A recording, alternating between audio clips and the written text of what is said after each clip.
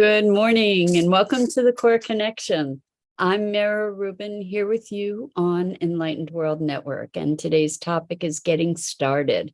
Sometimes getting started is our greatest obstacle when we have something we really have a desire and excitement about doing, but just getting started is the overwhelming challenge. So we're going to have a look at what kinds of barriers there are to getting started and how we can dissolve them to be in greater expression of who we are and our contributions to the world.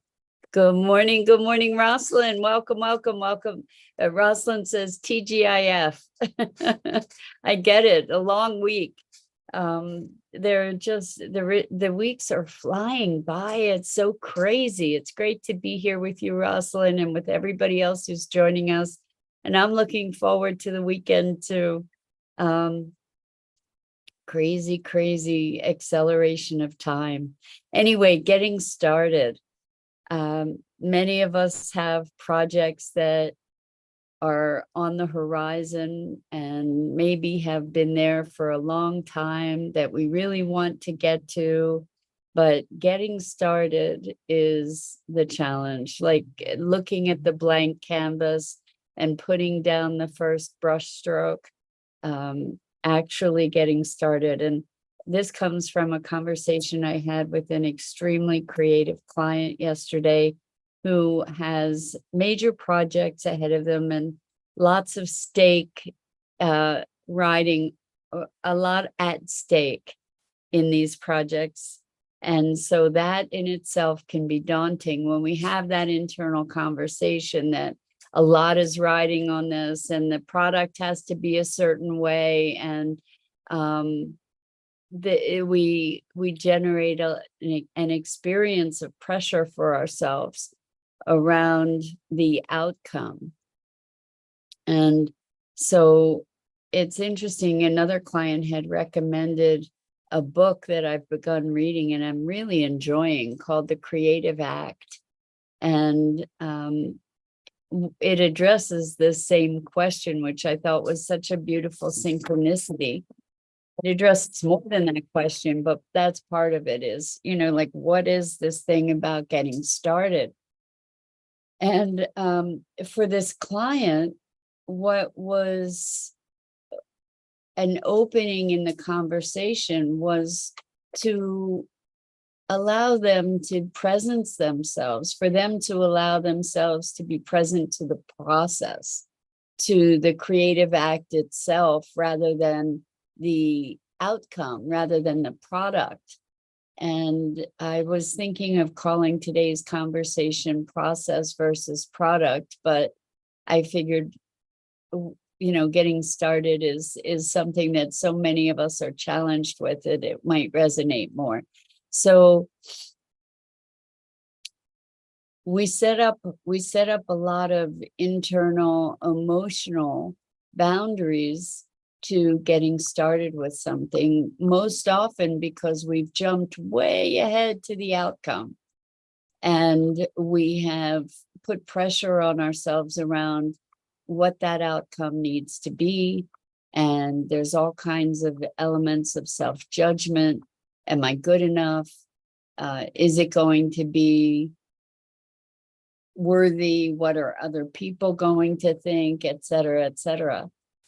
And if we can, and that's an if, but it's worth our effort, if we can shift our focus from the product to the process, to actually engaging in something, to immersing ourselves in it. This is presuming it's something we enjoy, like a creative project or expression.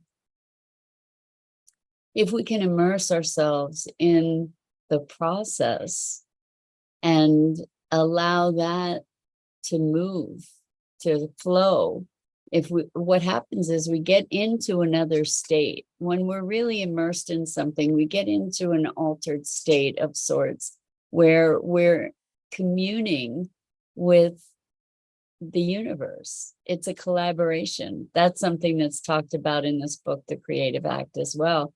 That really our creativity is a collaboration with life, that we are becoming a clearer channel for life to flow through and express itself, particularly in creative endeavors.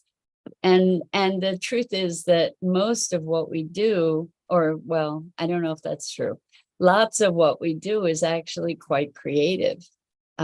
Whether it's designing a spreadsheet or making art, there's creativity on all levels of our being and our day-to-day existence, where we're even creatively problem solving or coming up with new ideas about something, or communicating. Even when in true communication, it's a creative, a generative act where you're actually really listening closely and responding rather than listening to hear what you should say next, kind of thing, right?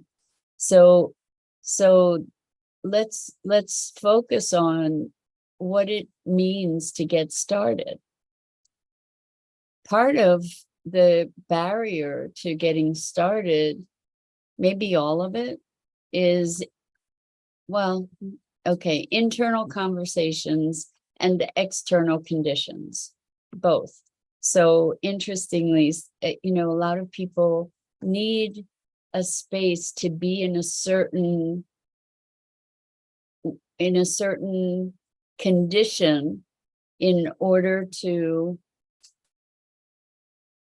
allow themselves the freedom to really immerse themselves. So you might need your tools of the trade. You might arranged in a certain way. You might need clear space, clear desk space, for instance. There are many distractions that we allow ourselves to be taken away by and diverted from our intentions. And when some of those things, some of those conditions are merely distractions. Some of those things are defenses against actually getting started, ways to avoid things. We've often spoken about how when you're in a situation that you're trying to avoid, sometimes your house is immaculately clean because it gives you the sense of something productive that you're doing to clean. And in a way, it can allow you to justify not doing the thing that needs doing or that you're desiring to do. Other times, it's important to put things in a certain order so that you can create spaciousness for yourself.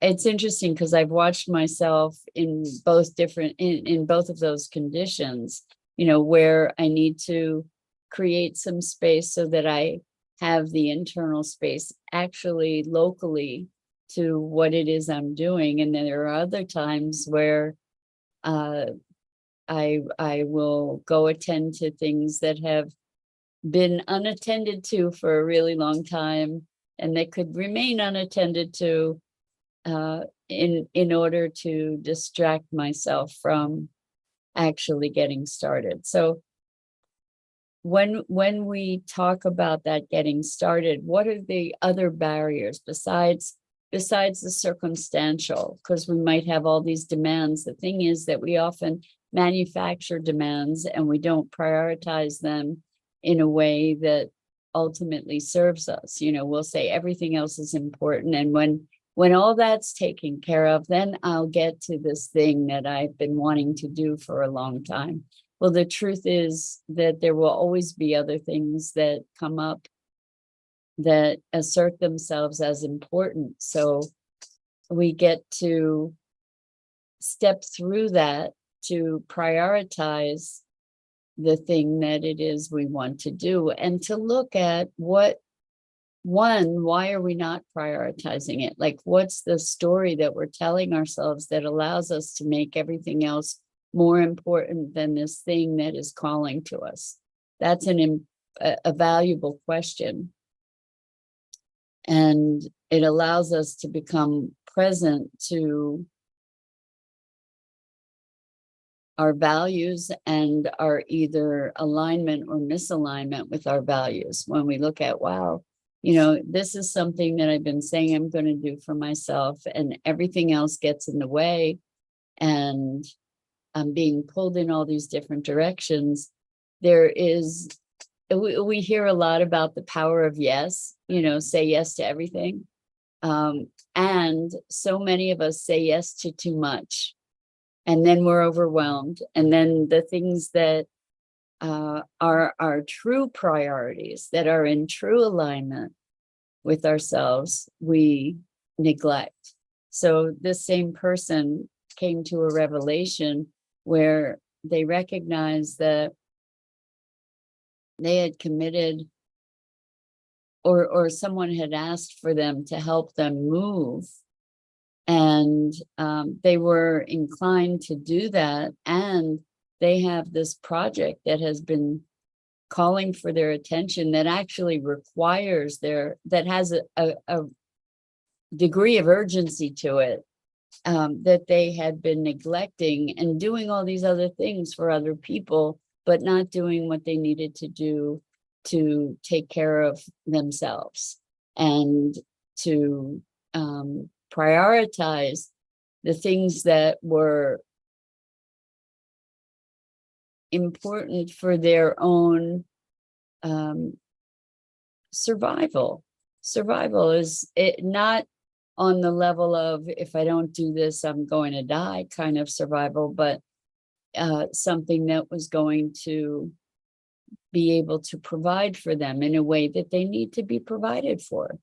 So it's interesting, in our group gathering for my coaching practice the other day, one of the members said that they thought it would be a great idea to start a Volunteers Anonymous, for people who volunteer for all these things for others, and then are overstressed and overwhelmed and overextended. And I thought it was such a wonderful observation and recognition, that in our desire to make a difference and to give to others, we often deeply neglect ourselves. And we can use all of those things to justify not getting started on the things that we need to do. So it's making space, space in time, space in physical space. And then let's say all of that's handled, and there we are ready to get started, and there's nothing. Like, there's this anxiety and maybe this fear. We get to look at, well, what is generating that anxiety or fear? And most often it's projecting outward beyond the process, and really looking at and prejudging the outcome, the result.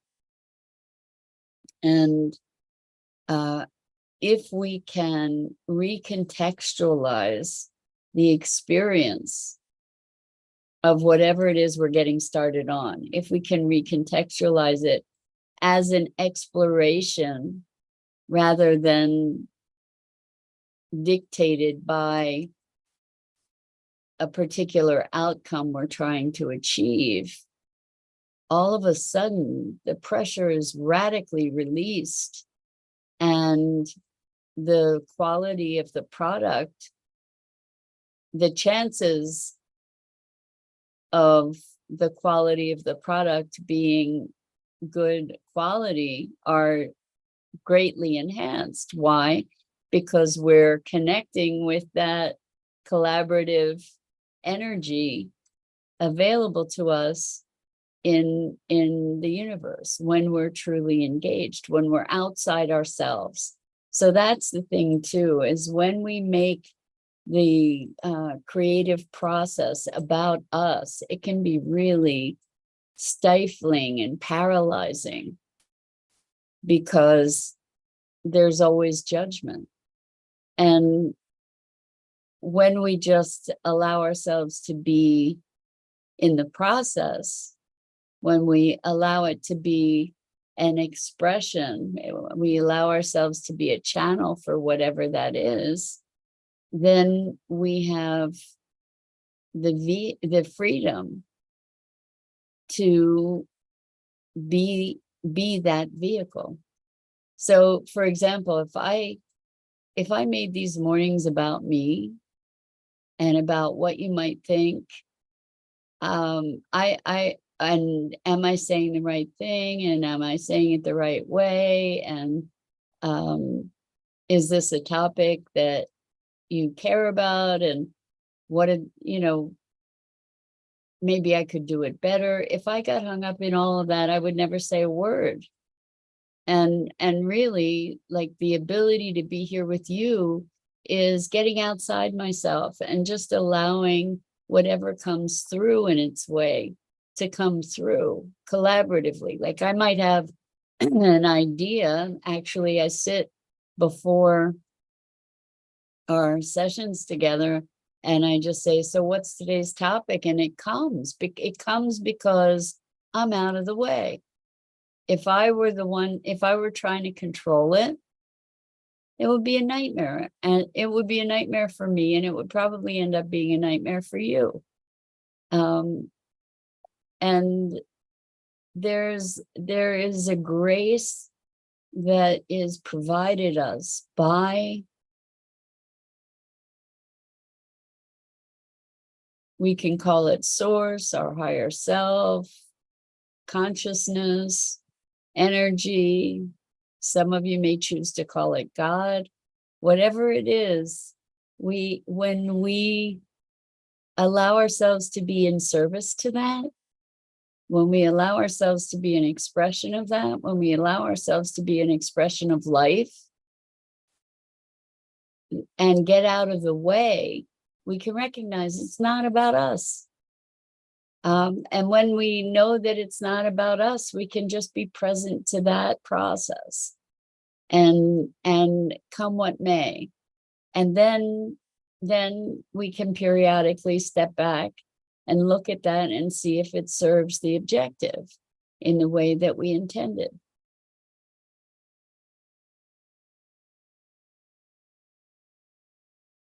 And when we can look at that and evaluate that also from the space, not that it's about us, but that it's an expression of life, we can also maybe play with it, evaluate it, massage it, maneuver it, adjust it, without getting so wrapped up in its implications for who we are and what we are. So as far as getting started,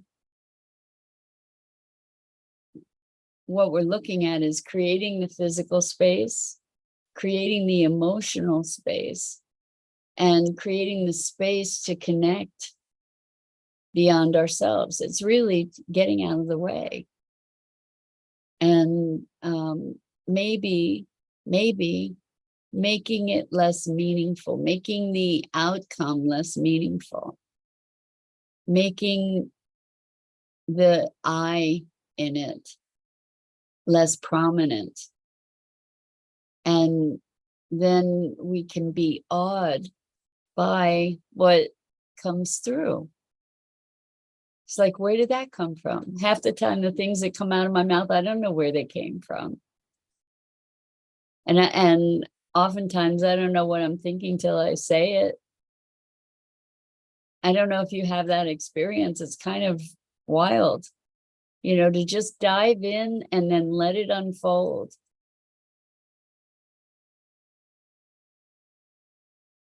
There's an awe around that. There's an awe to allowing ourselves to be a vehicle of life. And I've spoken about this before, in terms of identity, it's still emergent for me. And I imagine it will be through the rest of my life to have one's identity be who I am as life expressing itself through this unique vehicle. And then there's always this discovery about, well, what does life have to say today? What does life look like in this moment? And being present, finding ways to allow ourselves to be present in the moment with whatever the emotions are. They might be anxiety, might be fear, might be grief, might be whatever, to be present in the getting started of something. Might be tremendous enthusiasm and joy.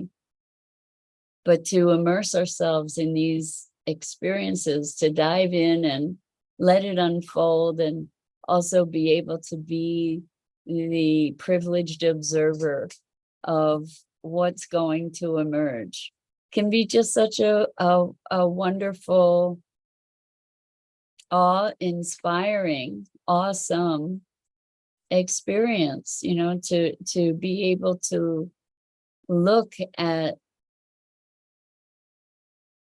what emerges. There's this cultivated sense of wonder that is one of the greatest gifts that we can give ourselves, no matter what our situation or circumstance. As long as we can cultivate this ability to stop for a moment and breathe in what's so, with the eyes of a child, with the eyes of innocence, without the interpretation. Just to stop and say, oh my gosh, look at this. Look at this. Stand back and be here. It's funny, to say stand back and be here. Like step back so we can actually be in the present. But to see the bigger picture, to see the relationship between things. And even in the getting started, the challenges to getting started, to step back and recognize, wow, there's all this stuff going on. I feel nauseous, or I feel jittery and anxious, and what's going on? I'm hearing these things, I'm recognizing, oh my gosh, there's all this internal chatter. What's going on with that? And all those things, rather than being stopped by them unconsciously, we can recognize them and be in awe of them, find curiosity around them, and use them as a doorway in, as a way that we can step into the very thing that we've had this resistance around.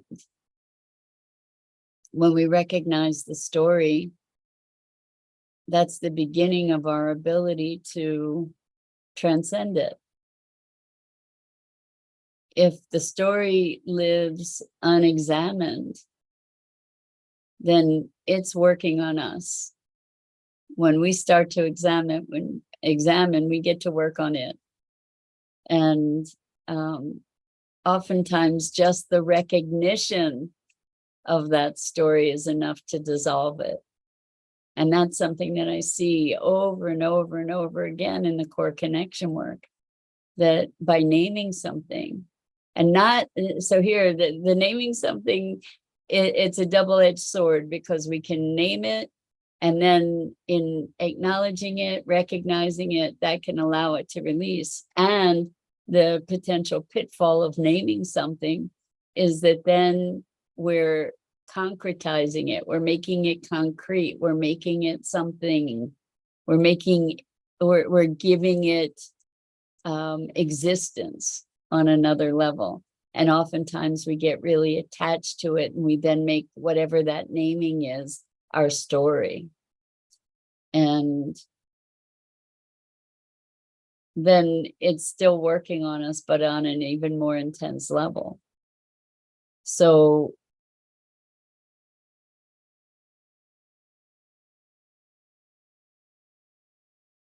I'm just present to the paradox in that, and how to navigate that. How do you know? How do you know when you're naming it, recognizing it, and allowing it then to release, versus naming it so that then you own it and then identify with it, and then it wields even more power. It's such a balance, right? We're always walking this tightrope of meaning and interpretation and being. It's such an interesting dance. And so the weekend's coming, and maybe we get to dance with the paradox and get started, see what it is about getting started on something that you've been thinking of for quite some time, that you've been wanting to get rolling with, and look at what's been in the way, and how much of that is real and how much of it is fabricated, and what can you do to